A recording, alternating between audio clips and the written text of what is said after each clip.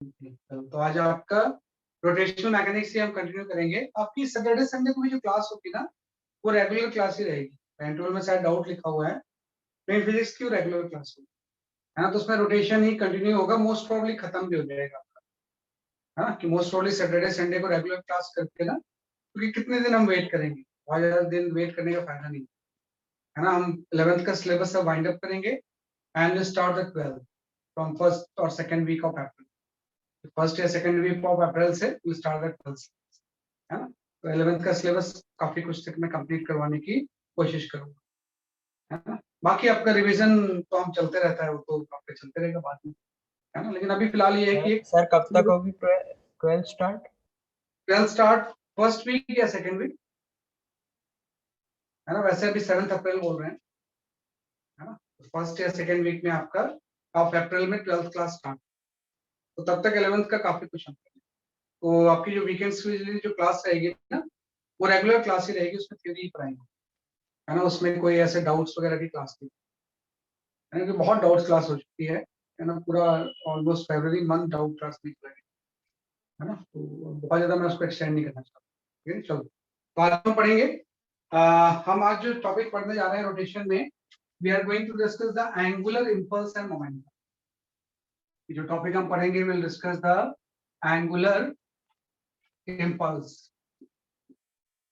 And momentum, है ना। मैंने बताया था कि भाई जो भी टॉपिक आप ट्रांसलेशन में पढ़ते हो, उसका इक्विवेलेंट टॉपिक आप रोटेशन में पढ़ते हो। एंगुलर इंपल्स एंड मोमेंटम की हम बात, राइट। तो जैसे आप एक वर्ड यूज करते थे इंपल्स, है ना, कि आप जो ट्रांसलेशन मोशन में एक वर्ड हम यूज करते थे इंपल्स, है ना। तो जो इंपल्स होता था, इसको हम आई से डिनोट करते थे, और इंपल्स की वैल्यू होती थी integration of F into D, है ना। कि फोर्स का टाइम के साथ जब इंटीग्रल जब लेते थे, तो उस क्वांटिटी को हम क्या बोलते थे, इंपल्स। और इंपल्स हमेशा जो चीज को चेंज करता है, it will change the delta p, है ना। दो डेल्टा पी है, this is known as a change in linear momentum. Delta p की अगर हम बात करेंगे ना, तो डेल्टा पी जो होता है, ये क्या होता है, जैसे कि आपका change in linear momentum, linear momentum, है ना। और जो आपका मोमेंटम वर्ड होता है, लीनियर मोमेंटम पी, ये मास इनटू वेलोसिटी होता है। तो ये सारी चीजें हम ट्रांसलेशन मोशन में पढ़ते हैं। जब फोर्स अगर शॉर्ट ड्यूरेशन के लिए एक्ट करे, तो वो इंपल्स होता है, और इंपल्स हमेशा किसको चेंज करता है, मोमेंटम को। और इस थ्योरम को हम एक नाम देते हैं, ये जो थ्योरम है कि impulse is equal to change in momentum होता है, this theorem is known as a impulse momentum theorem. इसी थ्योरम को हम एक नाम देते हैं, this is known as a impulse momentum theorem. ये जो थ्योरम होता है, this is simply known as a impulse momentum theorem, है ना। ये जो थ्योरम है, this is simply known as a impulse momentum theorem, right. वही चीज है कि जैसे आपने लीनियर इंपल्स की बात की है, वैसे अब हम बात करेंगे एंगुलर इंपल्स, है ना। कि जैसे लीनियर इंपल्स आपने डिस्कस किया है, वैसे जो चीज हम यहाँ पे डिस्कस करेंगे, डिस्कस द एंगुलर इंपल्स, है ना। कि यहाँ पे हम एक टॉपिक डिस्कस करेंगे, we called as a angular impulse, है ना। जो जो आपका एंगुलर इंपल्स होता है, इसको आप जे से शो करते हैं, जे स्टैंड फॉर एंगुलर इंपल्स। और इसकी जो वैल्यू होती है, ये आपकी होती है integration of torque into dt, है ना। एंगुलर इंपल्स को आप जे से शो करते हो, कई केस में आई से भी शो करते हैं, तो उतना नोटेशन इंपॉर्टेंट नहीं है, क्वांटिटी क्या है वो ध्यान रखना है आपको। तो जैसे linear impulse force into dt होता है, तो फोर्स की जगह पे एंगुलर में टर्म क्या आ जाएगा, टॉर्क आ जाएगा, और ये फर्दर इक्वल होगा डेल्टा एल के, है ना। ये फर्दर आपका इक्वल हो जाएगा डेल्टा एल, और जो इसमें डेल्टा एल होगा, इसको हम बोलेंगे चेंज इन एंगुलर मोमेंटम। जो डेल्टा एल होगा, this is simply known as a change in angular momentum, change in angular momentum, है ना। ये जो टर्म होगा, this is simply known as a change in angular momentum, है ना। वही चीज है, जैसे linear momentum, linear impulse linear momentum को चेंज करता है, वैसे एंगुलर इंपल्स किसको चेंज करेगा, एंगुलर मोमेंटम। तो एक नया वर्ड आ गया एल, है ना, जिसको कि हम बोलते हैं एंगुलर मोमेंट। एक रोटेशन में एक नया टर्म आ गया, this is known as a angular moment. तो आज पूरा का पूरा टॉपिक इसी में रहेगा, भाई एंगुलर मोमेंटम होता क्या है, और इसके कंजर्वेशन के प्रिंसिपल्स, जैसे लीनियर मोमेंटम और उसका कंजर्वेशन प्रिंसिपल होता है, वैसे एंगुलर मोमेंटम और उसके कंजर्वेशन प्रिंसिपल के ऊपर आज का पूरा लेक्चर क्या होगा वैसे आपका बेस्ड है ना। यहाँ पे एक वर्ड आ जाता है आपका we called as angular momentum, है ना। यहाँ पे एक वर्ड हमने डिस्कस कर लिया, this is known as angular momentum,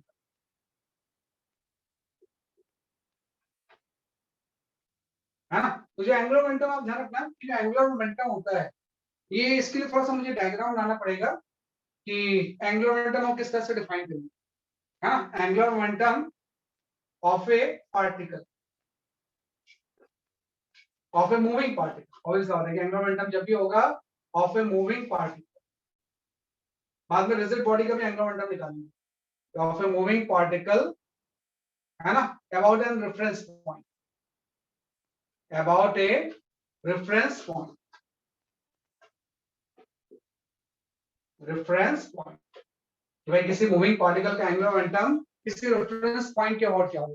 मैं सिंपल सा बोल रहा हूँ कि आप कोई भी यहाँ पे रेफरेंस पॉइंट ऐसा ले लो, ये अगर आपका कोई एक्सिस ऑफ रेफरेंस है तो आपको जो भी एंगुलर मोमेंटम निकालना है वो ओ के अबाउट निकालना, आप किसी पॉइंट अबाउट निकाल सकते, ओ के अबाउट आपको एंगुलर मोमेंटम निकालना है। और यहाँ पे कोई पार्टिकल है जिसका की मास है ना, और ये v से मूव कर रहा है ना। तो ऑब्वियसली बात है पार्टिकल का मास m है और v से मूव कर रहा है, तो इसका जो लीनियर मोमेंटम होगा p की अगर मैं बात करूं तो ये तो मास इनटू वेलोसिटी हो जाएगा, और जो डायरेक्शन वेलोसिटी वेक्टर की होगी वही डायरेक्शन किसकी हो जाएगी, इसलिए आपके angular momentum vector linear momentum vector होगी। अब इसका आपको एंगुलर मोमेंटम निकालना है अबाउट ओ, कि भाई ओ के अबाउट इस पार्टिकल का एंगुलर मोमेंटम क्या, तो हम क्या करेंगे ओ के रिस्पेक्ट में उस जो पार्टिकल होगा, है ना, उसको एक पोजीशन वेक्टर डिफाइन, भाई ओ के रिस्पेक्ट में इसका जो पोजीशन वेक्टर है वो क्या है, जैसे कि आपका आर, है ना। और ऑब्वियसली बात है कि अगर आपने पोजीशन वेक्टर डिफाइन किया तो पोजीशन वेक्टर और मोमेंटम के बीच में एंगल को थीटा आप ले लो, है ना, कि सबसे पहले जिस रेफरेंस के अबाउट निकालना है उसके रिस्पेक्ट में पार्टिकल का हम क्या डिफाइन करेंगे, पोजीशन वेक्टर। अब हम लिख सकते हैं कि इसका एंगुलर मोमेंटम अबाउट ओ जो होगा, इस पार्टिकल का एंगुलर मोमेंटम अबाउट ओ, इसका जो एंगुलर मोमेंटम होगा अबाउट ओ, इसको सिंपल सा हम ऐसे लिखेंगे कि जो एल वेक्टर होगा ये आपका हो जाएगा r vector cross of p vector. ये सबसे ऑथेंटिक डेफिनेशन है कि कोई भी अगर मूविंग पार्टिकल है इसका किसी रेफरेंस पॉइंट के अबाउट जो एंगुलर मोमेंटम होता है वो आर क्रॉस पी हो, है ना। पोजीशन वेक्टर को हम पी से क्या कर देंगे, डिफाइन, सॉरी इस पी को यहां मत लिखो, है ना, कि कोई भी मूविंग पार्टिकल एम मास का है जो कि बी से मूव कर रहा है तो इस डायरेक्शन में इसकी पी होगा, है ना, कि जो पी की डायरेक्शन होगी वही होगी, और ओ के रिस्पेक्ट में इसका पोजीशन वेक्टर पार्टिकल का आर है, तो आर एंड पी का जो क्रॉस प्रोडक्ट होगा वही चीज क्या हो जाएगा, इसलिए आपकी एंगुलर मोमेंटम, है ना। अब आगे कि एंगुलर मोमेंटम की डायरेक्शन क्या होगी, क्योंकि एंगुलर मोमेंटम भी जो है ना, angular momentum is axial vector, है ना, कि एंगुलर मोमेंटम जो है ये आपका एक axial vector is an axial vector, ये भी आपका एक एक्सियल वेक्टर, एक्सियल वेक्टर मतलब जो भी एक्सिस होगी उसके लॉन्ग वेक्टर। आपको सिंपल चीज है कि भाई जो डायरेक्शन आर क्रॉस पी की होगी उसी तरफ होगी, तो अगर आपको ध्यान दो कि अगर ये पी है और ये आर है तो पी से आर की तरफ टर्न करेंगे, तो अगर ये पार्टिकल ऐसे मूव कर रहा है तो इसके एंगुलर मोमेंटम की डायरेक्शन जो होगी वो इनटू द प्लेन होगी, है ना। एंगुलर मोमेंटम जो होगा आप सिंपल से r cross p, sorry outer to the plane होगी, आर क्रॉस पी, पहले आर आया ना तो आर से पी का हम क्या लेंगे क्रॉस प्रोडक्ट, हम बाहर आएगा तो एंगुलर मोमेंटम की डायरेक्शन डॉट आ जाएगी outer to the plane. Outward of the plane का मतलब रोटेशनल इफेक्ट हम जानते हैं, इसका जो रोटेशनल इफेक्ट होगा वो कैसा हो जाएगा, एंटी क्लॉक, है ना, भाई जो भी डायरेक्शन होगी आर क्रॉस पी से वो बाहर की तरफ होगी, और जेड एक्सिस के अलोंग अगर एंगुलर मोमेंटम की डायरेक्शन है तो उसका रोटेशनल इफेक्ट कैसा होता है, एंटी क्लॉक। ऐसी केस में अगर मैं इसको ऐसा कर देता भाई ये पार्टिकल वी से इस डायरेक्शन में जा रहा है तो हम बोलते हैं आर क्रॉस पी की डायरेक्शन इनटू द प्लेन, है ना, कि आर क्रॉस पी क्या होगा इनटू द प्लेन, और इसका रोटेशनल इफेक्ट कैसा हो जाएगा, जैसे कि आपका टॉर्क, है ना, सेम टॉर्क जैसा, जैसे टॉर्क का आप दो चीजें डायरेक्शन में निकालते थे एज वेल एज क्या निकालते थे, रोटेशनल इफेक्ट भी निकालते थे, वैसे एंगुलर मोमेंटम भी है, इसकी हम डायरेक्शन में निकालते हैं जो वेक्टर होता है, और उसका रोटेशनल इफेक्ट क्लॉकवाइज या क्या हो जाएगा, एंटी क्लॉकवाइज, है ना। ऑब्वियस बात है कि अगर ये पार्टिकल m किसी v से ऐसे मूव कर रहा होता है ना, तो ऑब्वियस बात है कि ये o से ही पास हो रहा है तो एंगुलर मोमेंटम की वैल्यू 0 हो जाती है ना, क्योंकि इसके रिस्पेक्ट में तो रोटेट तो कर ही नहीं रहा है ना, अगर ऐसे जाएगा तब तो इसके रिस्पेक्ट में रोटेट कर रहा है, अगर ऐसे जाएगा तो भी रोटेट कर, लेकिन अगर ओ के रिस्पेक्ट में अगर सीधे इसके अलॉन्ग में जा रहा है तो फिर तो रोटेशन वही नहीं ना। तो एंगुलर मोमेंटम की वैल्यू क्या हो जाएगी इस केस में 0। तो इस केस में एल की वैल्यू 0 कि कभी क्लॉकवाइज होगा कभी एंटी क्लॉकवाइज होगा। अगर v की लाइन ऑफ एक्शन अगर ओ से ही पास कर दे तो एंगुलर मोमेंटम की वैल्यू क्या होती है जैसे कि आपकी 0। तो उसको हम लिख भी देंगे, है ना। तो सिंपल सा हम बोलेंगे इफ डायरेक्शन ऑफ वेलोसिटी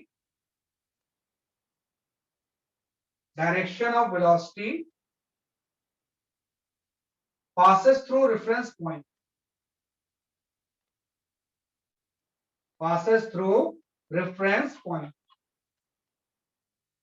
है ना, then angular momentum is 0,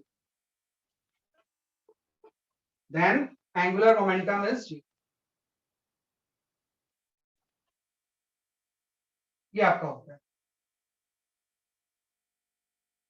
कि अगर डायरेक्शन ऑफ वेलोसिटी किसी रेफरेंस पॉइंट से पास करेगा तो एंगुलर मोमेंटम की वैल्यू क्या हो जाएगी 0 हो जाएगी। जैसे इस केस में पास नहीं कर रहा है तो कुछ एंगुलर मोमेंटम होगा, इस केस में पास नहीं कर रहा है तो भी एंगुलर मोमेंटम होगा, लेकिन इस केस में अगर हम इसको पीछे ले जाए तो रेफरेंस पॉइंट से ही पास होगा तो एंगुलर मोमेंटम की वैल्यू क्या हो जाएगी 0 हो जाएगी, राइट। तो सबसे इंपॉर्टेंट फॉर्मूला ये आ गया जो कि आपने जब क्रॉस प्रोडक्ट पढ़ रहे होगे तभी आपने पढ़ा होगा कि भाई आर एंड पी का जो क्रॉस प्रोडक्ट होता है वो एंगुलर मोमेंटम। तो एंगुलर मोमेंटम को हम सबसे पहले जो डिफाइन करते हैं वो आर क्रॉस क्या हो जाएगा जैसे कि आपका पी होगा, राइट। पहले आप इसको लिख लो।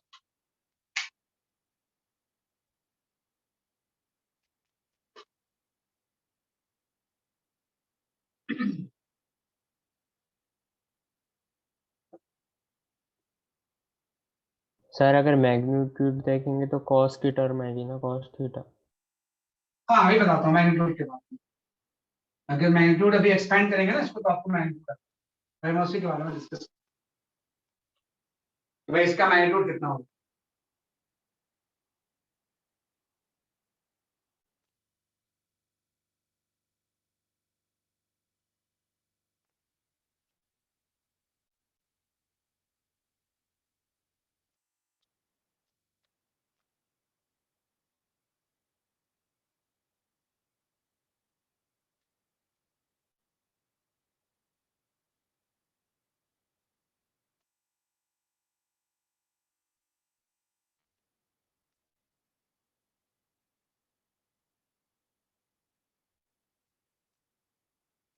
लेकिन क्या बात करते हैं अब हम आ जाते हैं एंगुलर मोमेंटम को हम सिंपली कैसे कैलकुलेट करें। जैसे टॉर्क को हमने सिंपल कैलकुलेट किया था कि फोर्स इनटू परपेंडिकुलर डिस्टेंस होता है, तो उसके लिए थोड़ा सा इसको सिंपलीफाई कर दो। आपका पूरा कंसेप्ट यही तो था कि भाई ये इस तरह से आपका एक्स एक्सिस है और ये आपका वाई एक्सिस और ये ओ है कोई पॉइंट, इस ओ के अबाउट कोई यहाँ पे पार्टिकल था जिसके कि मास m था जो कि v वेलोसिटी से मूव कर, है ना। ये पार्टिकल जो है किससे मूव कर रहा था जैसे कि आपके किसी v वेलोसिटी से, है ना। तो आपने क्या किया ओ के रिस्पेक्ट में उस पार्टिकल का पोजीशन वेक्टर डिफाइन कर दिया आपने, ये उसका पोजीशन वेक्टर हो गया और इस v को पीछे ले गए हम, है ना। और आपने क्या किया ओ से इसके ऊपर एक परपेंडिकुलर ड्रॉप, है ना। ओ से आपने क्या ड्रॉप कर दिया जैसे कि आपका परपेंडिकुलर, तो आपको ये वाला एंगल तो मैंने थीटा डिफाइन किया है, ये एंगल अगर थीटा होगा तो ये भी थीटा होगा। अब हम निकालते हैं कि इस एंगुलर मोमेंटम का मैग्नीट्यूड कैसे निकालते हैं। तो एंगुलर मोमेंटम को आपने लिखा है r क्रॉस p होगा, है ना। इस r क्रॉस p को हम चाहे तो लिख सकते थे rp cos theta rp sin theta, cross product हटाएंगे तो इनटू n क्या है ना, थीटा r और p के बीच का एंगल हो जाएगा, भाई p की डायरेक्शन ये होगी और ये आपका एंगल आ गया, तो इसको लिख सकते हैं rp sin theta into n, right. इसी का अगर मैं मैग्नीट्यूड लिखूं तो इसमें कोई डायरेक्शन नहीं होगी, है ना। मैग्नीट्यूड में जस्ट p की जगह पे mv भी आप लिख सकते हो, भाई इसका जो p होगा वो किसके इक्वल होगा, मास इनटू वेलोसिटी के। तो यहाँ पे जस्ट हम लिख सकते हैं कि इसकी वैल्यू हो जाएगी mv r sin क्या कि कोई भी पार्टिकल अगर m मास का v से मूव कर रहा है ना, और उसकी ओरिजिन से डिस्टेंस अगर r है और r और v के बीच में एंगल अगर थीटा है ना, तो उसका जो एंगल मोमेंटम का मैग्नीट्यूड होगा वो mv r sin थीटा होगा, है ना। इसी को आप सिंपलीफाई कर दो कि अगर ये r है तो ये चीज r परपेंडिकुलर हो जाएगी ना, तो इसी को हम लिख सकते हैं r sin थीटा। तो मैं लिख सकता हूँ एंगुलर मोमेंटम का जो मैग्नीट्यूड होगा mv इंटू r परपेंडिकुलर, है ना। सिंपल सा डेफिनेशन है एंगुलर मोमेंटम का मैग्नीट्यूड क्या होगा, मास वेलोसिटी इनटू r परपेंडिकुलर। तो r परपेंडिकुलर इसमें हो जाएगा परपेंडिकुलर डिस्टेंस ऑफ, इसको प्रॉपर्ली आप लिख लेना, परपेंडिकुलर है ना, distance of line of velocity, line of velocity,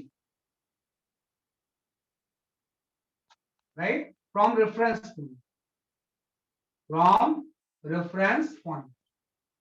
perpendicular distance of the line of velocity कहां से लेकर सके आपके रेफरेंस पॉइंट्स, जो भी आपने रेफरेंस पॉइंट किया है उससे इसकी परपेंडिकुलर डिस्टेंस क्या हो जाएगा, जैसे कि आपकी r sin थीटा हो जाएगा। एंगुलर मोमेंटम का जो मैग्नीट्यूड होगा mv इनटू क्या हो जाएगा, जैसे कि आपका r परपेंडिकुलर, है ना, कि मास वेलोसिटी इनटू क्या हो जाएगा, जैसे कि आपका परपेंडिकुलर डिस्टेंस, है ना। तो ये जस्ट आपने इसमें क्या किया, जैसे कि आपका डिफाइन करना कि मास वेलोसिटी इनटू क्या हो गया, जैसे कि आपका परपेंडिकुलर डिस्टेंस, है ना। तो ये आपको यूज करना है क्या, भाई जहां भी एंगुलर मोमेंटम निकालना है तो मास वेलोसिटी इनटू परपेंडिकुलर डिस्टेंस से निकाल, और क्लॉकवाइज एंटी क्लॉकवाइज तो आप इस तरह से रख के निकाले लो।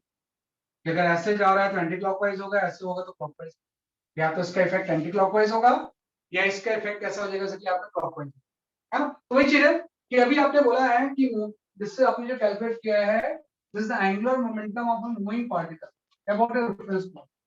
ये किसी रिजिड बॉडी का आपने नहीं निकाला, अभी तो जस्ट आपने बोला है कि लीनियर वेलोसिटी की वजह से उसका एंगुलर मोमेंटम कितना हो, कोई भी चीज अगर m मास की v से मूव कर रही है तो किसी रेफरेंस के बाद उसका कुछ एंगुलर मोमेंटम हो, और वो एंगुलर मोमेंटम कितना हो गया, जैसे कि आपका मास वेलोसिटी इनटू परपेंडिकुलर डिस्टेंस, है ना। लेकिन एक और भी चीज है, अब जो हम एंगुलर मोमेंटम निकालेंगे हम किसी रिजिड बॉडी का निकालेंगे, है ना, कोई रोटेटिंग रिजिड बॉडी है उसका एंगुलर मोमेंटम कितना हो। जो नेक्स्ट आप एंगुलर मोमेंटम यहाँ पे कैलकुलेट करते हो, we calculate the angular momentum of a rigid body, है ना। इसमें जो नेक्स्ट एंगुलर मोमेंटम हम कैलकुलेट करेंगे, we calculate the angular momentum of a rigid body, angular momentum of a rigid body, rigid body about an axis, about an axis, भाई किसी axis के about angular momentum of rigid body क्या होगा, कोई अगर axis of reference है तो उसके अबाउट किसी रिजिड बॉडी का एंगुलर मोमेंटम कितना होगा, है ना, कि आपका कोई रिजिड बॉडी है, ये अगर एक्सिस ऑफ रेफरेंस है और इस एक्सिस ऑफ रेफरेंस के अबाउट अगर ये ओमेगा से रोटेट कर रही है ना, तो इसके एंगुलर मोमेंटम कितना होगा, है ना। तो प्रॉब्लम ये है कि इसमें तो बहुत सारे पार्टिकल्स है ना भाई, इसमें उसमें तो एक सिंगल पार्टिकल था, तो उसका आपने निकाल लिया, सेंटर ऑफ मास के मोशन की वजह से निकाल सकते हो। कई बार ये भी होता है कि कोई रिजिड बॉडी भी होती है, मान लो इस पॉइंट मास की बजाय कोई अगर रिजिड बॉडी भी है तो ये रोटेशन की वजह से एंगुलर मोमेंटम हम नहीं निकाल रहे हैं, तो सेंटर ऑफ मास के मोशन की वजह से निकाल। तो जब सेंटर ऑफ मोशन मास के मोशन की वजह से निकालोगे तो एल की जगह पे हम एम वी सी ले लेंगे इंटू आर परपेंडिकुलर, है ना। मान लो पॉइंट मास है तो बी हो जाएगा, अगर पॉइंट मास नहीं भी है तो रिजिड बॉडी के सेंटर ऑफ मास की वेलोसिटी की वजह से M V C into R perpendicular. लेकिन यहाँ पे एक अलग चीज है, अगर ये इस तरह से रिजिड बॉडी ओमेगा से रोटेट कर रही है तो इस एक्सेस के अबाउट इसका एंगुलर मोमेंटम कितना होगा। तो इसमें प्रॉब्लम वही है कि आप इसमें तो बहुत सारे पार्टिकल्स हैं ना, तो हम क्या करेंगे, एक छोटा सा एलिमेंट ले लेंगे पहले, यहाँ पे एक डीएम मास का एलिमेंट ले लोगे और इसकी डिस्टेंस यहाँ से आप आर ले लो, और अगर ये रोटेट कर रहा है तो ये बेसिकली प्योर रोटेशन में सारी चीजें रोटेट कर रही है ऐसे, है ना। तो इसकी कुछ वेलोसिटी v भी होगी, और v इक्वल टू हम लिख सकते हैं ओमेगा आर होगा, ये हम जानते हैं कि भाई इसकी लीनियर वेलोसिटी डीएम मास की जो होगी वो v होगी, और v इक्वल टू क्या हो जाएगा ओमेगा आर। लेकिन आपको ऐसे से तो बहुत सारे पार्टिकल्स हैं, तो सारे पार्टिकल्स की आपको एंगुलर मोमेंटम का सम निकालना, वो तो इंटीग्रेट करके हो पाएगा। तो पहले तो मैं इस एलिमेंट का निकालूंगा डीएल, तो डीएल की वैल्यू हो जाएगी डीएम वी इंटू आर, है ना, और v की जगह में हम ये पुट कर देंगे, तो यहाँ से डीएल की जो वैल्यू आ जाएगी वो आपकी आ जाएगी DM omega into R square, है ना। और उसके बाद बताएंगे सारा बहुत सारे particles total angular momentum integrate करके आएगा, तो इसको इंटीग्रेट करेंगे तो ये आपका आ जाएगा omega DM into R, R square into D. और आपको पता है इस सारे पार्टिकल का ओमेगा तो सेम ही रहेगा ना, v अलग अलग होगा, एंगुलर वेलोसिटी तो सबकी क्या होगी, जैसे कि आपकी सेम होगी तो ओमेगा तो बाहर आ जाएगा, और integration of R square into D, जैसा आपने काइनेटिक एनर्जी निकाला था भाई, काइनेटिक एनर्जी पहले एलिमेंट का निकाल के आपने उसको इंटीग्रेट किया, वैसे एंगुलर मोमेंटम में भी हम करते हैं, एलिमेंट का निकाल के हमने क्या किया, इंटीग्रेट किया, तो और ये टर्म क्या होता है, सर इसमें साइन थीटा वाली टर्म नहीं आएगी? नहीं आएगा ना, क्योंकि आर तो परपेंडिकुलर डिस्टेंस ही है, आप समझ गए, परपेंडिकुलर डिस्टेंस ना हो तो साइन थीटा वगैरह आएगा, अगर मैं इस एक्सिस से परपेंडिकुलर डिस्टेंस ले लूं, है ना, ये तो ऑलरेडी परपेंडिकुलर ही हम लेते हैं, तो साइन थीटा नहीं आएगा, है ना, DM V into perpendicular distance, जैसे इसमें साइन थीटा नहीं आया ना, क्योंकि आर साइन थीटा की जगह पे ही हमने परपेंडिकुलर डिस्टेंस लिया। वैसे ये भी है, वो डिस्टेंस कौन सी डिस्टेंस होगी, परपेंडिकुलर डिस्टेंस। और ये टर्म क्या है, जानते हैं आर स्क्वायर डी, ये आपका हो जाएगा मोमेंट ऑफ इनर्शिया, तो एल इक्वल टू आपका आई ओमेगा, है ना, कि एल की वैल्यू की आगे से आपकी आई इनटू ओमेगा, है ना, तो ज्यादा वही आ गया कि जैसे P equal to M V होता है, उसी का इक्वलेंट, भाई मास की जगह मोमेंट ऑफ इनर्शिया आ गया, एंड v की जगह पे क्या आ गया, जैसे कि आपका ओमेगा। तो एल की दोनों डेफिनेशन हम लिखते हैं, एल इक्वल टू आप आई ओमेगा भी लिखते हो और L equal to M V R भी। तो M V R translation motion की वजह से, कोई सेंटर ऑफ मास या बॉडी अगर v से ट्रांसलेट करनी है, तो किसी रेफरेंस के अबाउट उसका angular momentum M V R, perpendicular मैं नहीं लिख रहा हूँ, वैसे परपेंडिकुलर होता है, लेकिन कोई बॉडी अगर एक्सिस के अबाउट रोटेट कर रही है ना, तो उसके अबाउट इसका जो एंगुलर मोमेंटम होगा वो आई ओमेगा। जैसे अर्थ है, अर्थ के मोशन में दोनों तरह के एंगुलर मोमेंटम है ना, कि भाई अर्थ के मोशन के लिए मैं क्या होंगे, जैसे कि आपके दोनों तरह के एंगुलर मोमेंटम अर्थ पजेस करते हैं, क्योंकि आपको पता है अर्थ का जो मोशन होता है वो कैसा होता है कि भाई अगर मैं किसी प्लेनेट या अर्थ का मोशन देखूं, तो ये आपका सन है ना, कि भाई ग्रेविटेशन में काफी कुछ है एंगुलर मोमेंटम के बारे में। ये सन है, इसके चारों तरफ अर्थ रोटेट कर रही है, ये अर्थ है आपका। तो आपको पता है इसमें क्या होता है कि एक तो इसका सेंटर ऑफ मास का लीनियर मोशन होगा किसी भी इंस्टेंट में भी, और दूसरा अर्थ अपने एक्सिस के अबाउट रोटेट भी तो करेगी किसी ओमेगा से, है ना। तो अगर मैं अर्थ का एंगुलर मोमेंटम टोटल लिखना चाहूँ, मैं ये लिखूंगा ना, अर्थ का जो एंगुलर मोमेंटम होगा वो आपका हो जाएगा अबाउट सन, है ना, सन के सेंटर के अबाउट, इसका आर आप डिफाइन करोगे, तो सन के सेंटर के अबाउट एक तो इसका एंगुलर मोमेंटम हो जाएगा आर क्रॉस एम वी, है ना, भाई वी की वजह से जो एंगुलर मोमेंटम होगा वो आर क्रॉस पी से हम निकाल, और दूसरा ये रोटेट भी कर रहा है, तो रोटेशन वाला भी टर्म्स इसमें आ जाएगा प्लस आई ओमेगा, हाँ, तो जो इसका टोटल एंगुलर मोमेंटम होगा उसमें दोनों टर्म, एक तो सेंटर ऑफ मास के लीनियर मोशन की वजह से जो ऑर्बिट कर रहा है उसकी वजह से, है ना, और एक जो अपने एक्सिस के अबाउट रोटेट कर उसकी वजह से, तो उसकी वजह से क्या हो गया, आई ओमेगा हो गया। तो कई बार इसको हम अलग अलग नाम भी दे देते हैं, इसमें जो दो टर्म यूज हुए हैं एंगुलर मोमेंटम के, इसको हम एक अलग अलग नाम दे देते हैं। जैसे ये वाला जो टर्म है इसको हम बोलते हैं orbital angular, orbital angular moment, है ना, ये टर्म होता है this is known as a orbital angular moment, है ना। और ये वाला जो टर्म होता है इसको हम बोलते हैं spin angular, spin angular moment, spinning की वजह से जो एंगुलर मोमेंटम वाई ओमेगा जो होता है वो स्पिन होता है, और जो ये वाला टर्म है M V R into perpendicular distance, ये क्या होता है, जैसे कि आपका ऑर्बिटल एंगुलर मोमेंटम। तो दोनों तरह के एंगुलर मोमेंटम की हम, तो जस्ट हमने एंगुलर मोमेंटम को क्या किया, डिफाइन, वी हैव सर ये डिफाइंड अर्थ द, वाला एक और बार एक्सप्लेन कर दो प्लीज। भाई क्या होता है, अर्थ का जो मोशन होता है ये इलेक्ट्रिक ऑर्बिट में रिवॉल्व करता है और अपने एक्सिस के अबाउट रोटेट भी करता है, तो जो सेंटर ऑफ मास v से मूव कर रहा है उसकी वजह से एंगुलर मोमेंटम ये हो जाएगा ना, सन के सेंटर के अबाउट, है ना, ये जो ऑर्बिटल एंगुलर मोमेंटम जो हमने लिया है about centre of sun, about sun, तो सन के सेंटर से इसका पोजीशन वेक्टर r है और इसके सेंटर ऑफ मास की वेलोसिटी अगर v है, r क्रॉस mv हो जाएगा, लेकिन अपने एक्सिस के अबाउट रोटेट भी तो कर रहा है, तो आई ओमेगा हो जाएगा।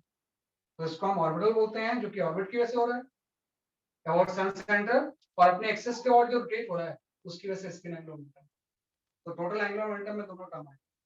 वैसे दोनों अलग अलग होते हैं, जैसे प्योर रोटेशन है तो उसमें सिर्फ स्पिन हो, प्योर ट्रांसलेशन है तो सिर्फ उसमें ऑर्बिटल हो, ये दोनों चीजें तो दोनों एंगुलर मोमेंटम है ना, कि रोटेट भी कर रही है और ट्रांसलेट भी कर रही है, दोनों एंगुलर, तो ये जस्ट हमने एंगुलर मोमेंटम को डिफाइन, तो सबसे पहले आपको एंगुलर मोमेंटम ही निकालने आना चाहिए, भाई किस तरह से हम एंगुलर मोमेंटम क्या करेंगे, इसके आपको क्या लिख लो कैसे।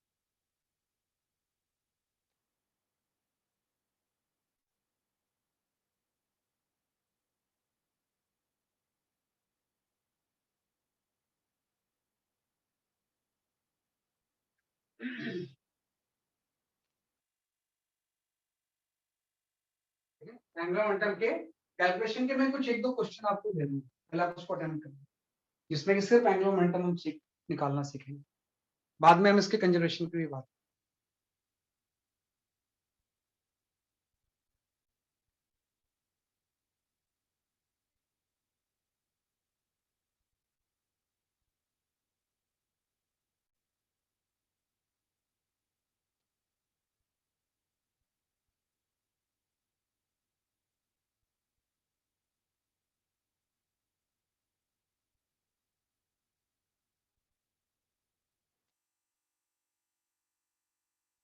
Okay, you can go for this question.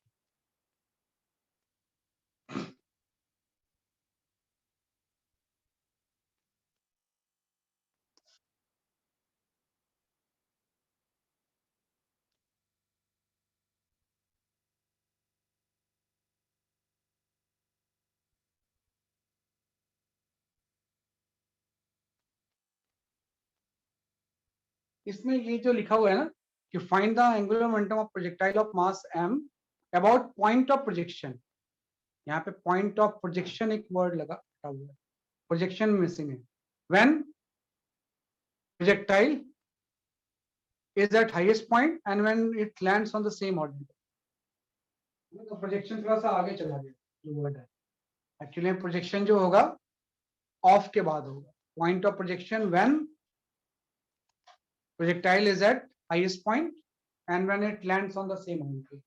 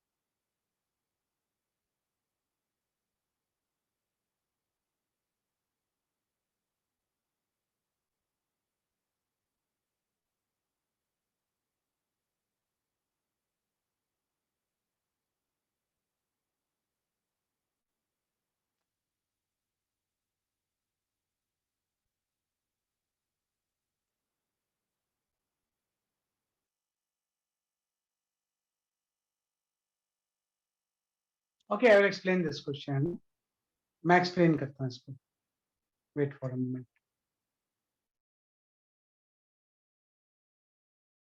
हम देखो कुछ नहीं था इस क्वेश्चन में. ये पूछा गया था कि अगर कोई प्रोजेक्टाइल को आप इसमें से प्रोजेक्ट कर रहे हो किसी यू से थीटा एंगल, तो पॉइंट ऑफ प्रोजेक्शन के अबाउट इसका एंगल मोमेंटम निकालना व्हेन, है ना, कि अबाउट पॉइंट ऑफ प्रोजेक्शन निकालना है when it is eight highest level, when it is eight highest level, है ना. पहला पार्ट ये था कि जब हाईएस्ट लेवल पे होगा तो कितना हो जाएगा. तो आप पता है कि जब ये हाईएस्ट पॉइंट पे होता है तो ऑलमोस्ट हॉरिजॉन्टल होता है और इसकी जो वेलोसिटी होती है वो u cos थीटा होती है. और आपको पता है एंगुलर मोमेंटम का अगर मैग्नीट्यूड मैं निकालूं तो ये आपका हो जाएगा mv into r परपेंडिकुलर. तो मास तो सेम है, वेलोसिटी की जगह पे u cos थीटा पुट कर दोगे. अब हम परपेंडिकुलर डिस्टेंस लेंगे ना, कि अगर ये वेलोसिटी की लाइन है तो इसका o से परपेंडिकुलर डिस्टेंस यही तो हो जाएगा, है. वेलोसिटी को लाइन को आगे एक्सटेंड करो और उससे परपेंडिकुलर ड्रॉ कर दो. ये जो परपेंडिकुलर डिस्टेंस होगा ये मैक्सिमम हाइट तो हो जाएगी. ये जो परपेंडिकुलर डिस्टेंस होगी क्या हो जाएगा, इसलिए आपकी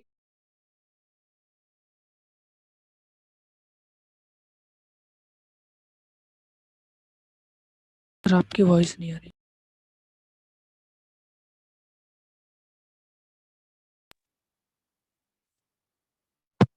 है ना. यहाँ पे हम मैक्सिमम हाइट जो पुट कर देंगे विल पुट द h, और h की वैल्यू आप पुट कर दो, है ना. तो h की वैल्यू आप होती है मैक्सिमम हाइट की जो वैल्यू होती है वो होती है u square sine square theta by 2. इसको आप यहाँ पुट कर दो, है ना. तो आपका आंसर आ जाएगा. तो एंगुलर मोमेंटम का जो मैग्नीट्यूड होगा, है ना, कि जो एंगुलर मोमेंटम का जो मैग्नीट्यूड होगा वो आपका हो जाएगा mu क्यूब, है ना, इनटू साइन स्क्वायर थीटा, है ना. साइन क्यूब थीटा है, sine cube theta into cos theta by 2g. ये इसका एंगुलर मोमेंटम है. ये मैग्नीट्यूड होगा. डायरेक्शन आपको पता ही है कि अगर मोशन प्लेन में हो रहा है तो एंगुलर मोमेंटम की direction perpendicular to the plane है, और इसके अबाउट अगर ये क्लॉकवाइज रोटेट कर रहा है तो इनटू द प्लेन होगा. तो एंगुलर मोमेंटम की जो डायरेक्शन होगी वो into the plane, into the plane या माइनस के अपन इसको, है ना. इनटू द प्लेन ये कह सकते हैं, इसलिए इसको हम माइनस के, है ना. तो ये तो आपका एंगुलर मोमेंटम हो गया. ऐसे ही फर्स्ट पार्ट आ गया, ऐसे सेकंड पार्ट हम कर लेंगे. Yes sir. तो सेकंड पार्ट में इसने बोला है कि find the angular momentum when it is about to land. इसका एंगुलर मोमेंटम क्या होगा when it is about to land. Okay about. तो जैसे आपने इसको प्रोजेक्ट किया किसी यू से और थीटा एंगल पे, जब ये अबाउट टू लैंड होगा ऐसे, तो आपस में सेम स्पीड इसकी हो जाएगी और एंगल भी सेम हो जाएगा. तो अब आपको निकालना है ओके अबाउट एंगुलर मोमेंटम. तो फिर से हम वही फॉर्मूला यूज करेंगे, mv into r परपेंडिकुलर. तो आप क्या करोगे, u को रिजॉल्व करो. तो u का ये वाला कंपोनेंट हो जाएगा u cos थीटा और ये वाला कंपोनेंट हो जाएगा u sin. तो आप बता दो इन दोनों कंपोनेंट की वजह से किसकी वजह से angular momentum u cos theta तो वहीं से पास, थीटा. है ना. ये जो u cos थीटा है उसकी वजह से तो कुछ भी नहीं होगा क्योंकि वहीं से पास कर रहा है. u sin थीटा की वजह से होगा. तो इसका एंगुलर मोमेंटम हो जाएगा mu sin into perpendicular distance. Sir ये पूरी रेंज हो जाएगी. परपेंडिकुलर डिस्टेंस क्या हो जाएगा, इसलिए आपकी पूरी range mu sin theta by range. अब इसमें आप रेंज की वैल्यू पुट कर दो. तो जब हम सॉल्व करेंगे तो इसमें भी ये आ जाएगा mu क्यूब, है ना, sine square theta cos upon G, है ना. mu क्यूब रेंज की वैल्यू पुट कर दो, है ना. रेंज की वैल्यू जो होती है आपकी होती है 2u square sine theta cos theta. इसको आप यहाँ से पुट कर दो, विल गेट दिस आंसर, है ना. तो ये आपका आ गया. डायरेक्शन तो इसकी भी आपकी जो होगी वो इनटू द प्लेन है माइनस टी का, है ना. तो मैग्नीट्यूड हम इस तरह से निकाल सकते हैं. तो आपको हमेशा ये करना है कि जब भी कोई लीनियर मोशन हो रहा है तो मास वेलोसिटी इनटू परपेंडिकुलर डिस्टेंस हम क्या निकाल लेंगे, एंगुलर मोमेंटम. और जब स्पिनिंग हो रहा है तो आई ओमेगा से मोमेंट ऑफ इनर्शिया से हम किसको मल्टीप्लाई कर देंगे, ओमेगा. उससे हम एंगुलर मोमेंटम क्या कर सकते हैं, इसके आपका कैलकुलेट. ये दोनों सर पार्ट फर्स्ट पार्ट में u cos थीटा कैसे आया? प्रोजेक्टाइल में हाईएस्ट पॉइंट पे क्या स्पीड हो जाती है, u cos थीटा. वही ले लिया मैंने. हाईएस्ट पॉइंट पे ही तो पूछा गया था ना. प्रोजेक्टाइल में हाईएस्ट पॉइंट पे यू पॉजिटिव वेलोसिटी होती है, यस सर। उसको यूज करिए।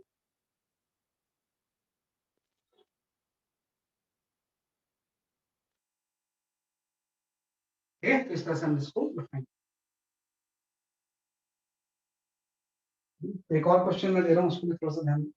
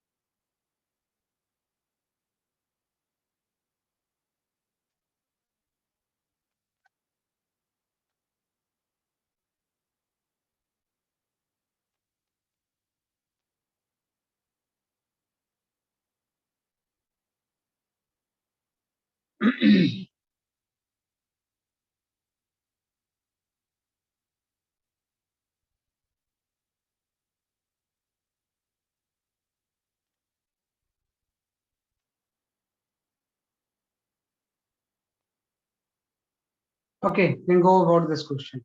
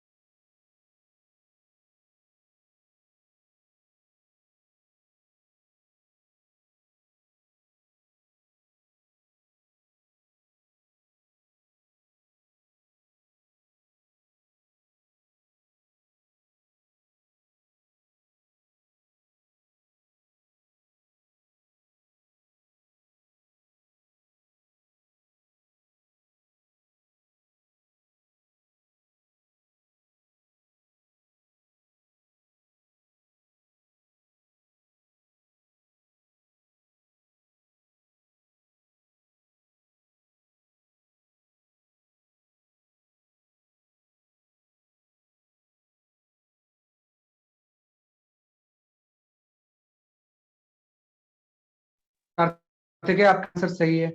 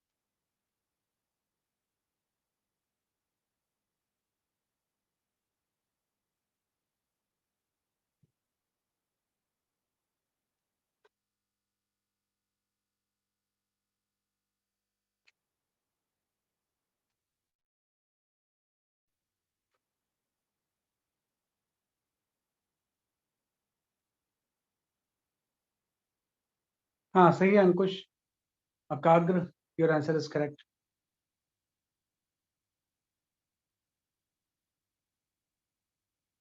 सही है, सही आंसर।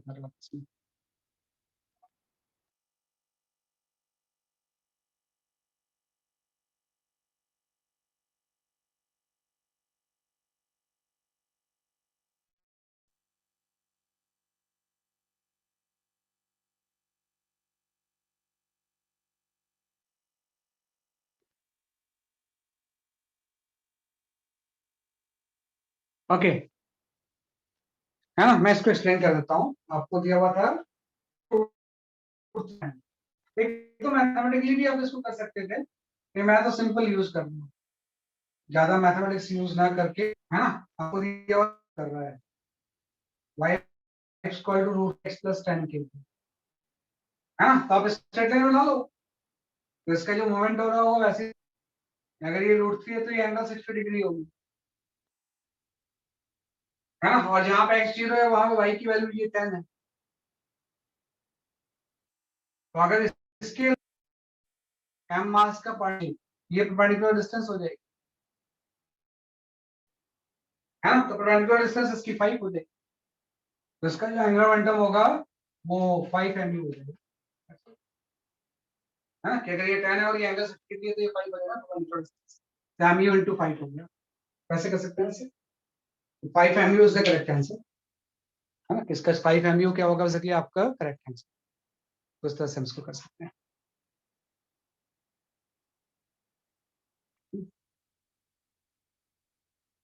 ओके, अब हम आ जाते हैं, what is the relation between the torque and angular momentum, है ना। एक टर्म आपने एंगुलर मोमेंटम पढ़ लिया है, एक टर्म हम पढ़ते हैं, what is the relation between the torque and angular momentum, ये हम पढ़ते हैं, है ना। ये जो नेक्स्ट चीज आप पढ़ोगे इसमें, we study the relation between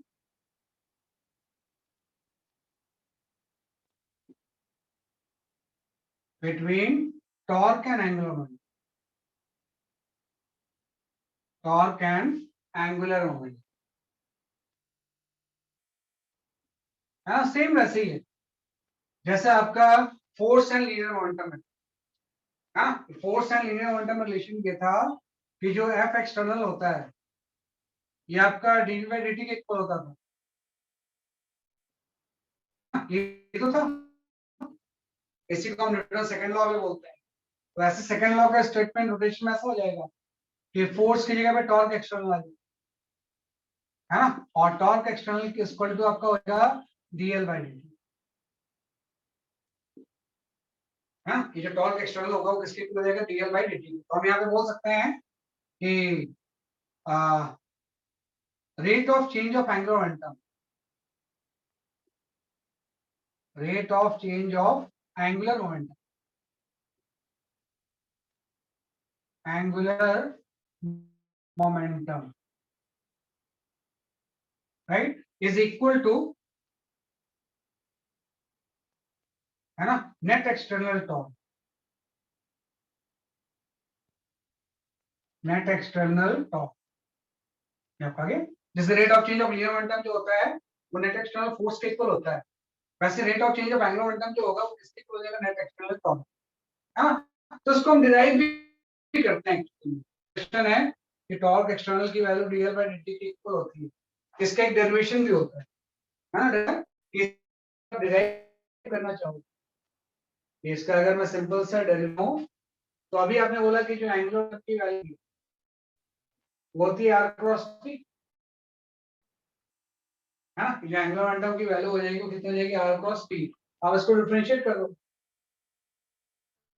तो डीएल बाई dt आ जाएगा, और ये प्रोडक्ट टूल से डिफरेंशिएट होगा, और दोनों हो सकता है वेरिएबल हो, आर एंड पी दोनों। तो हम लिखेंगे first function derivative of second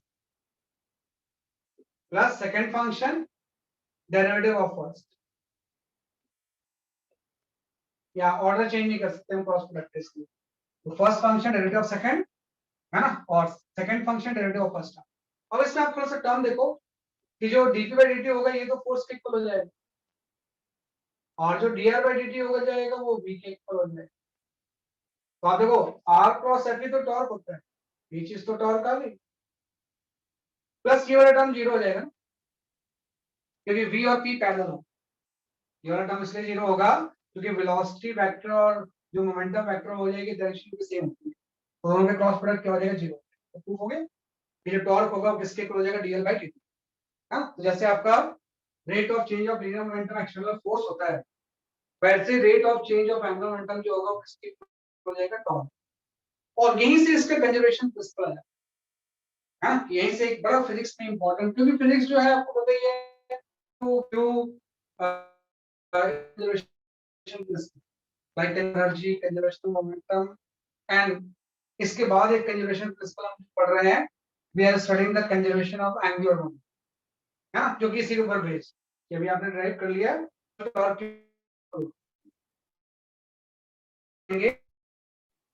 अगर किसी सिस्टम में एक्सटर्नल टॉर्क की वैल्यू जीरो है तो उस केस में डीएल बाय dt जीरो होगा, और अगर डीएल बाय dt जीरो होगा मींस एल की वैल्यू कांस्टेंट रहेगी। एल की वैल्यू कांस्टेंट होने का मतलब है कि एल इनिशियल किसके इक्वल होगा, एल फाइनल। हाँ, कि अगर आपने बोला एक्सटर्नल टॉर्क अगर जीरो है means DL by dt zero होगा, मींस एल कांस्टेंट होगा, मींस एल इनिशियल किसके इक्वल होगा, एल फाइनल। हाँ, और यही जो लॉ होता है इसको हम बोलते हैं law of conservation of angular momentum. हाँ, ये जो लॉ है जो हमने एक फाइंड आउट किया है, this is known as a law of conservation of angular momentum. Law of conservation of angular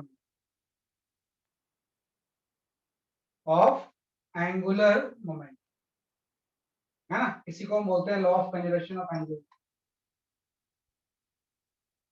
हाँ, कि भाई अगर किसी चीज में एक्सटर्नल टॉर्क की वैल्यू जीरो है तो एंगुलर मोमेंटम कंजर्व रहेगा, और इसी को हम बोलते हैं law of conservation of angular momentum. तो यहाँ पे जस्ट आ गया कि लॉ ऑफ कंजर्वेशन ऑफ, जैसे आपको पता है कि किसी भी केस में अगर एक्सटर्नल फोर्स जीरो है, किसके law of conservation of linear momentum. हाँ, इसको हम लीनियर मोमेंटम कंजर्वेशन बोलते हैं, उसको हम क्या बोलेंगे, एंगुलर मोमेंटम कंजर्वेशन। हाँ, तो इसको हम ऐसे वर्ड्स में लिख सकते हैं कि भाई रिलेशन बिटवीन ये जानने के बाद कि if external torque about a reference point, about a reference is zero, reference is zero, है ना, then angular momentum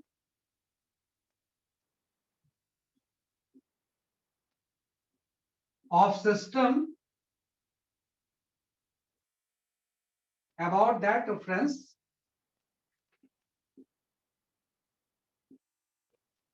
remain conserved, remain conserved,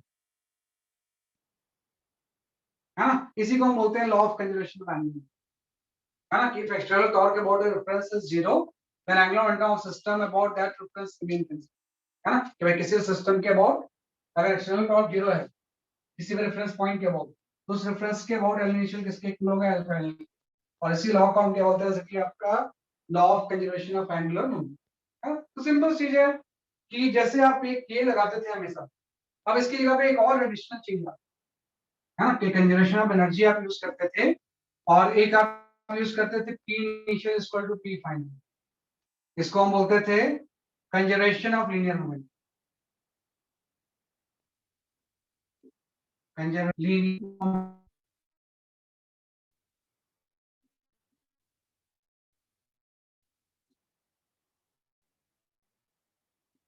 है ना, वैसे ही अगर किसी चीज में टॉर्क जीरो है रेफरेंस के बाद तो एल इनिशियल किसके इक्वल होगा, एल फाइनल, इसको हम बोलेंगे कंजर्वेशन ऑफ एंगुलर।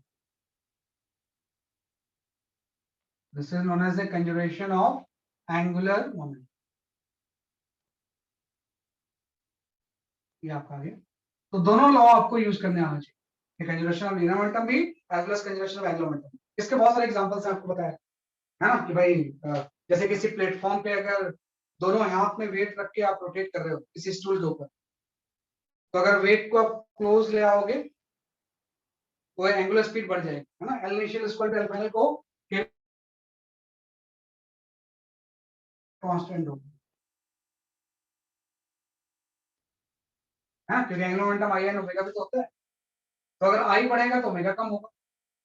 भाई किसी भी केस में अगर हम मोमेंट ऑफ इनर्शिया बढ़ाएं तो ओमेगा की वैल्यू क्या होगी, कम। और अगर मोमेंट ऑफ इनर्शिया कम करें तो ओमेगा बढ़ जाएगा।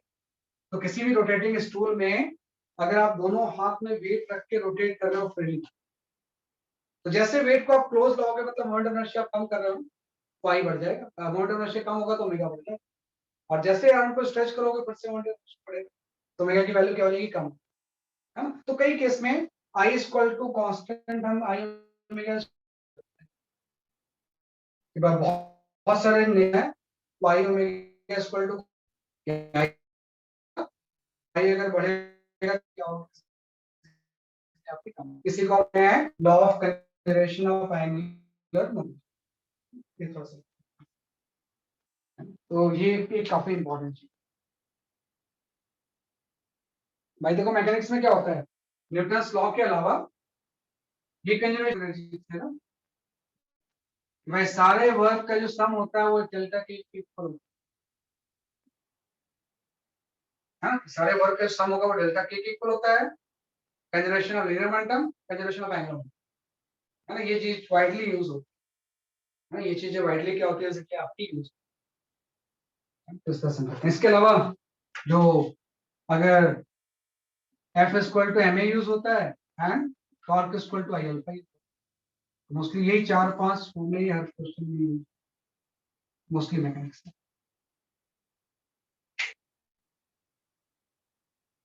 Up to rotational mechanics.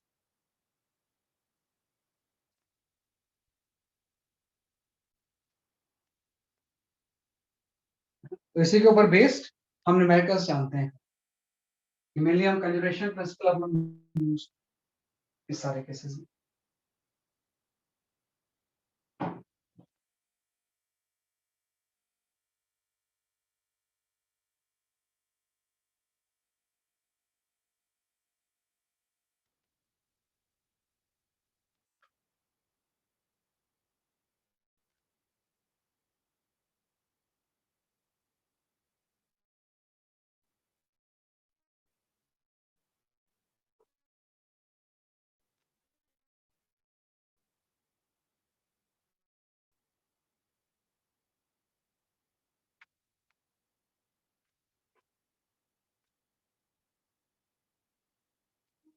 ठीक है, तो आई गिव यू न्यूमेरिकल्स जो कि कंजर्वेशन के ऊपर बेस्ड होंगे, उसको थोड़ा सा ट्राई करो आप।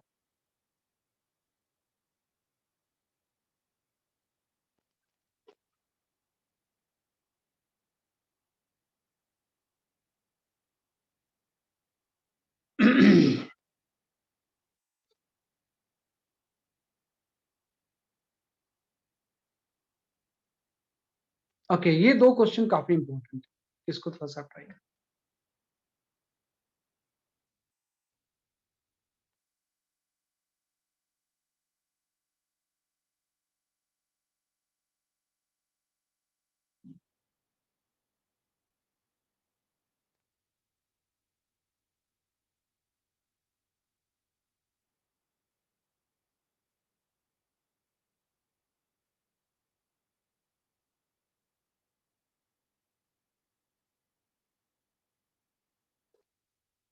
दोनों क्वेश्चन करना है 4 और 5।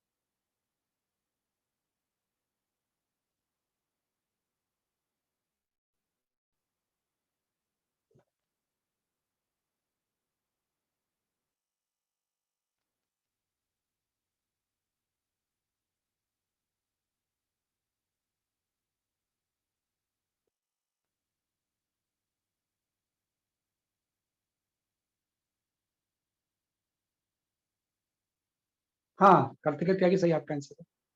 एकाग्र जैन आपका भी सही है। एकाग्र उसका मास सेम नहीं है बेटा, कैपिटल एम है, दूसरा स्मॉल एम है। कैपिटल एम और स्मॉल एम डिफरेंट है। आपने मास सेम ले लिया ना, मास सेम नहीं है। कैपिटल एम जिसका मास है, स्मॉल एम उस पार्टिकल का mass. Sorry sir.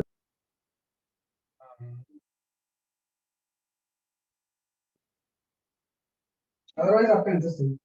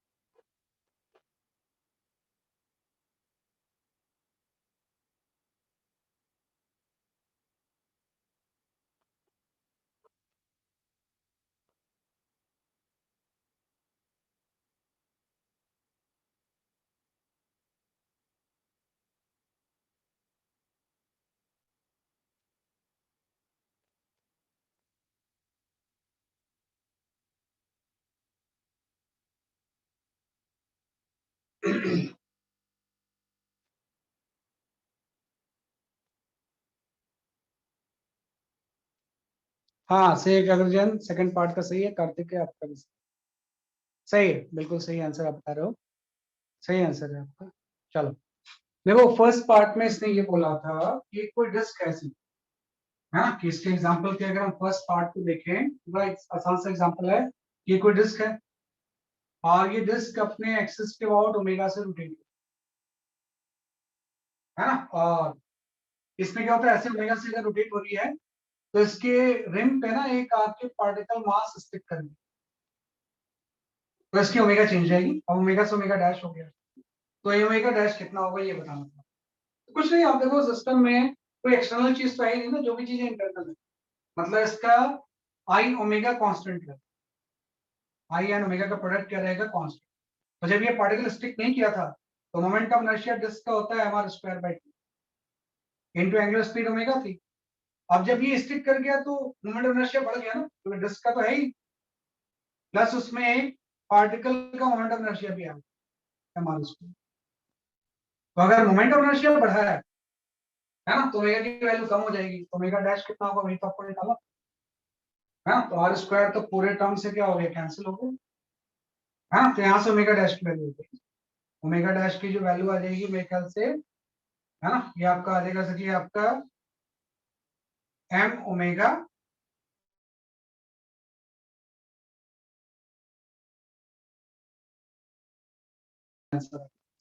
Y omega का प्रोडक्ट क्या रहेगा, कांस्टेंट, कोई अगर एक्सटर्नल टॉर्क है ही नहीं तो एंगुलर मोमेंटम कंजर्व रहता है, मतलब आई और ओमेगा का प्रोडक्ट क्या रहेगा सर, आपका कांस्टेंट है ना। लाइक कई बार हम बोलते हैं कि एक बड़ा फेमस क्वेश्चन होता है कि अर्थ अगर श्रिंक हो जाए तो लेंथ ऑफ द डे के ऊपर क्या फर्क है ना, कि अगर आपसे सिंपल सा एक क्वेश्चन पूछा जाता है कि what will happen,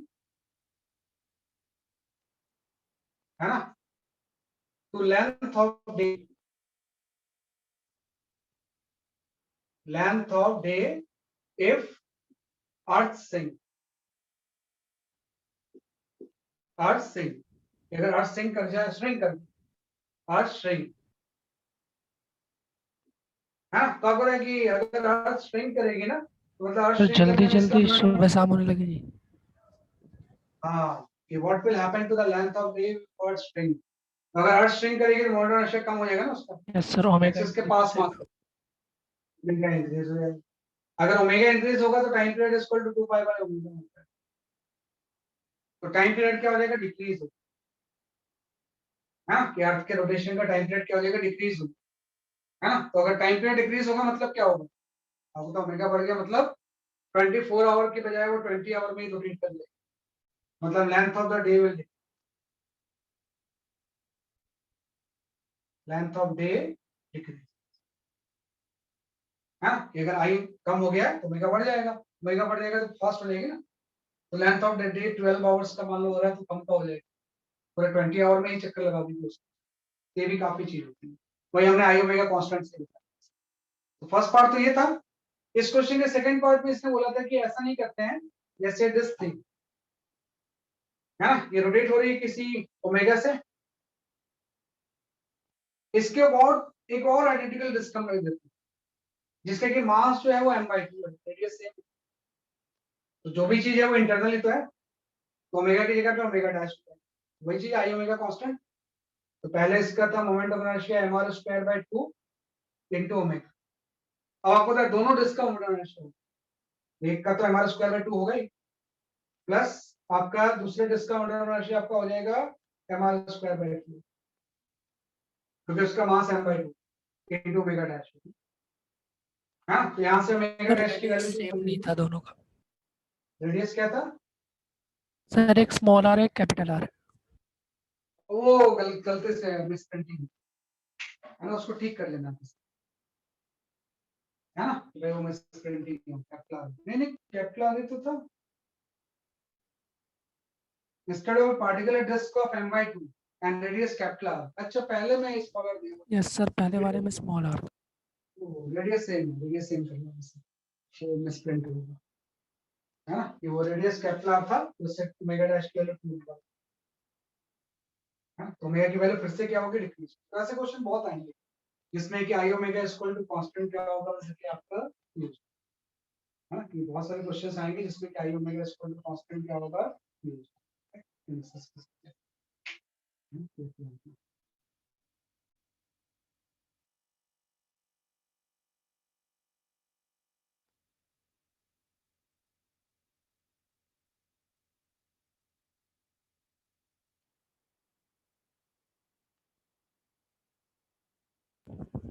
excuse me sir. हाँ बोलो, सर ये जो फर्स्ट पार्ट था इसकी लैंग्वेज में कुछ हम ये नहीं बोलेंगे कि मिस्टेक है, क्योंकि अभी तो हमें पता था कि हम कंजर्वेशन ऑफ एंगुलर मोमेंटम कर रहे हैं, वरना इस क्वेश्चन में लिखा था फॉल्स वर्टिकली, तो वो वर्टिकली फॉल करेगा तो सर उसका जो वेट है वो फोर्स लगेगी ना डिस्क के ऊपर वो लगेगी एक्सटर्नल। लेकिन वो दोनों को जब सिस्टम अगर ले लेंगे हम, वो फोर्स इंटरनल हो जाएगा ना, ओके सर। तो इंटरनल हो जाएगा तो टॉर्क भी इंटरनल होगा, yes sir yes. System combine को ले रहे हैं ना, तो वो फोर्स कैसा हो जाएगा, इंटरनल, तो जो टॉर्क होगा वो भी इंटरनल हो जाएगा, तो एक्सटर्नल टॉर्क 0 होगा, है ना, कि एक्सटर्नल टॉर्क की वैल्यू क्या हो जाएगी 0, इसको हम कर सकते हैं इस क्वेश्चन को सॉल्व,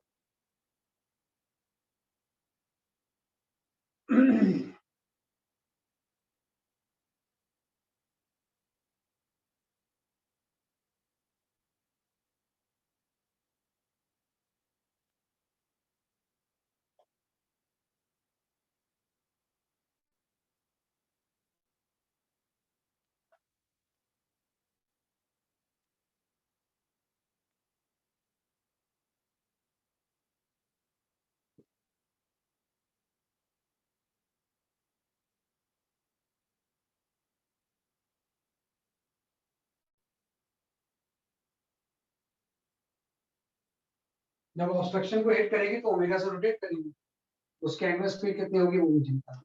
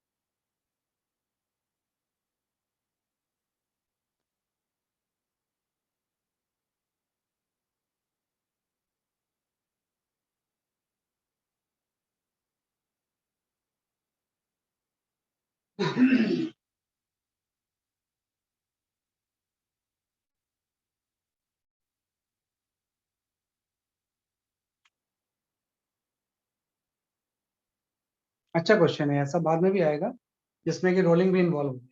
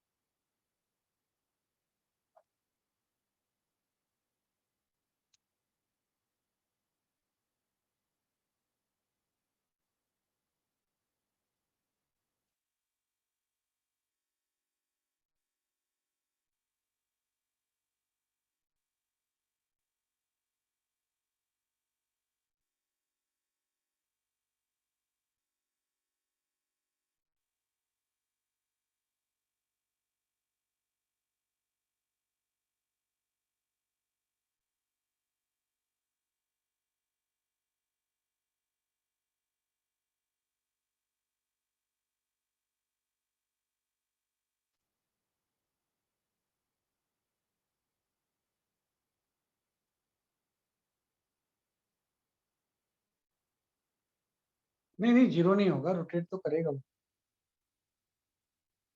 जीरो नहीं होगा, रोटेट तो करेगा।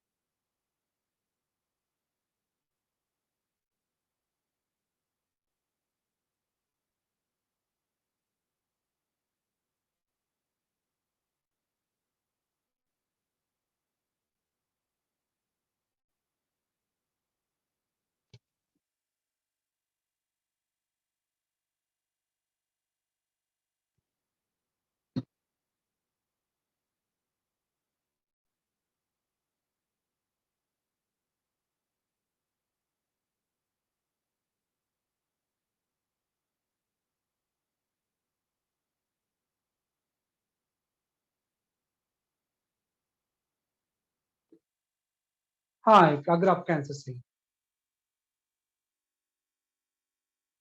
ना, सही होता है आपने आंसर सही। हाँ, फ्रॉम लॉजिक आपका भी आंसर सही है।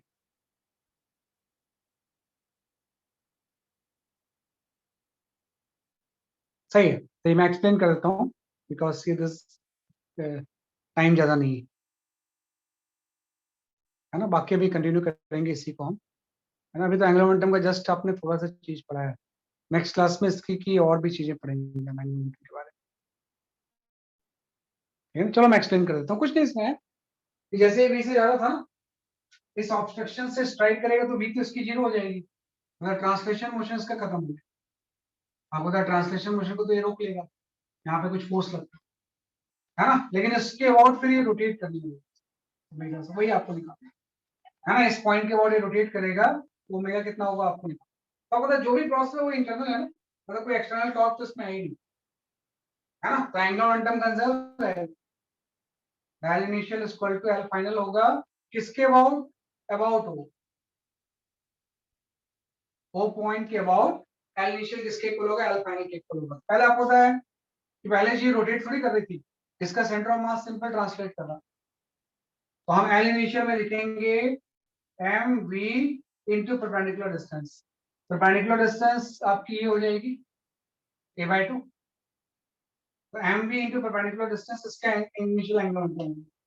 अब ये रोटेट कर रही है तो अब ये किस एल फाइनल किसके इक्वल हो जाएगा, आई ओमेगा की। पहले ट्रांसलेट कर रही थी, ट्रांसलेशन तो रुक गया, बी तो जीरो हो गया, तो इसके बाद रोटेट कर लिया, तो ट्रांसलेशन की वजह से एंगुलर मोमेंटम होता है M V into R perpendicular, और रोटेशन की वजह से होता है आई ओमेगा, लेकिन आई जो लेना है आपको वो इस ओ के अबाउट लेना है, आई किसके अबाउट लेना है, ओ के अबाउट, और सेंटर ऑफ मास के अबाउट मुझे पता होता है कि अगर क्यूब के सेंटर ऑफ मास से अगर कोई एक्सेस पास हो तो इसका आईसी जो होता है वो एम स्क्वायर बाई 6 है ना, जो आपका स्क्वायर प्लेट का होता है, स्क्वायर प्लेट और क्यूब का सेम ही, लेकिन आपको पता है ये तो आईसी है, निकालना तो आपको वो के अबाउट है, तो इसको यहाँ से यहाँ शिफ्ट कर देंगे ना, इसके अबाउट पता है, इसके अबाउट निकालना तो शिफ्ट करना पड़ेगा, और ये जो 2 हो जाएगी, है ना, मतलब ये डिस्टेंस जो होगी ए बाई रूट 2, इसके सेंटर से ये डिस्टेंस ए बाई रूट 2 होगी, तो आईसी आपका एम स्क्वायर बाई 6 है, लेकिन यहाँ पे जो आई ओ लिखेंगे और ओ वो आपका हो जाएगा आईसी प्लस एम एच, तो आईसी तो आपका एम स्क्वायर बाई 6 है plus M H square, H की जगह पे ए बाई रूट 2 का स्क्वायर है ना, तो ये ओ के अबाउट बाउंड्री इनर्शिया आ जाएगा, अल्टीमेटली हम लिख देंगे M V into A by 2 equal to I, I की जगह पे आपका ये आ जाएगा, है ना, यहाँ पे क्या आ जाएगा, इसलिए आपका ये आ जाएगा, ये मेरे ख्याल से, है ना, ये आपका हो जाएगा इसलिए मेरे ख्याल से 2/3 एम स्क्वायर आ गया इंटू ओमेगा, है ना, तो यहाँ से एम एम कैंसिल हो गया, ए का एक पावर भी कैंसिल हो गया, तो अल्टीमेटली ओमेगा की वैल्यू आपकी है ना, ओमेगा अगर हम निकालें यहाँ पे तो 3b/4 है, ये आपका आंसर आ गया, तो आपका option A is the first option का सही, तो ऐसे ही करना है आपको कि भाई जिसके वो के अबाउट एंगुलर मोमेंटम कंजर्व करना है ना, तो अपने आप ये चीजें आ जाएंगी, तो मोमेंटम हमेशा सही लेना है कि अगर ओ के अबाउट हम एंगुलर मोमेंटम कंजर्व कर रहे हैं तो ओ के अबाउट ही मोमेंटम लेना है, तो सेंटर ऑफ मास के अबाउट अगर पता है तो पैरेलल एक्सिस थ्योरम से हमें ये थोड़ा, तो इस तरह से हम इसको सर एमजी नहीं फोर्स, इसमें एमजी एमजी का क्या पता है, एमजी को तो नॉर्मल बैलेंस कर लेगा ना, एमजी का तो कोई इफेक्ट इसमें आएगा नहीं, भाई एमजी को तो नॉर्मल बैलेंस ही कर रहा होगा ना, तभी तो ये ऊपर नहीं जा रहा है, इसके टॉप तो वैसे ही बैलेंस होगा एमजी का, उसका कोई इफेक्ट नहीं आएगा, उसका सब कैंसिल हो, एमजी और नॉर्मल तो सेम ही होंगे ना, अगर ये इस तरह से ट्रांसलेट करती हुई होगी। दैट्स ऑल फॉर टुडे, आज हमने थोड़ा सा एंगुलर मोमेंटम के बारे में नॉलेज, हाँ, तो नेक्स्ट क्लास में भी अभी एंगुलर मोमेंटम ही कंटिन्यू होगा, और सैटरडे को क्लास जो होगी वो रेगुलर, सभी सब्जेक्ट्स की नहीं सिर्फ फिजिक्स की, सिर्फ फिजिक्स की, बाकी सब्जेक्ट के बारे में मुझे नहीं पता, तो इस वीक के बाद जो अगला वीक होगा उसमें हम पूरा rotation plus simple harmonic question का